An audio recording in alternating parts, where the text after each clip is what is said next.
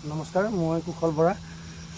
মই 2021 চনৰ অক্টোবৰ মাহত মই ইয়াতে আহিছিলোঁ। কামাখ্যাৰ ওপৰলৈ যাওঁতে যিটো পাণ্ডুৰে আহিব পাৰি, আহি কিনে প্ৰথম অৱস্থাতে যিটো মানে অলপ ওপৰত ঘূৰি কিনে যিটো মন্দিৰ পায়, আৰু মই যোৱা বছৰ বিকাশ আৰু শ্ৰুতিক মই কথাটো কৈছিলোঁ যে ইয়াতে এটা পৰিত্যক্ত মন্দিৰ পৰি আছে, মানে দেখাৰ পিছত আৰু মানে মই এই বিষয়ে মানে ৰাইজকো মই ক'ম বুলি ভাবিছিলোঁ। আৰু এই আপোনালোকে দেখিছে এইটো মন্দিৰ কোচ ৰজা নৰনাৰায়ণ দেৱে বনাইছিলে। এইটো আহকচোন দেখুৱাই আছোঁ, আহক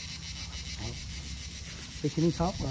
গোটেইখিনি ইয়াতে সাজ সজ্জাখিনি চাওক, ইয়াতে গোটেইখিনি বস্তুৱে আছে। সম্পূৰ্ণ এইটো কোচ ৰজা নৰনাৰায়ণ দেৱে বনোৱা এইটো হয়। আপুনি ভিতৰৰ অৱস্থাটো চাওকচোন এবাৰ।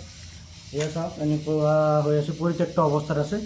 এইটো কামাখ্যা মন্দিৰ সেৱাশ্ৰম তথা কামাখ্যা দেৱতাৰ বৰ্ডক মই অনুৰোধ জনাইছোঁ, এইটো মন্দিৰটো যাতে পুনৰ মানে মেৰামতি কৰি কেনে ইয়াতে প্ৰভুৰ আসনখন স্থাপন কৰে। মই এইটোৱে ক'ব বিচাৰিছোঁ, অসমবাসীলৈও অনুৰোধ জনাইছোঁ। নমস্কাৰ।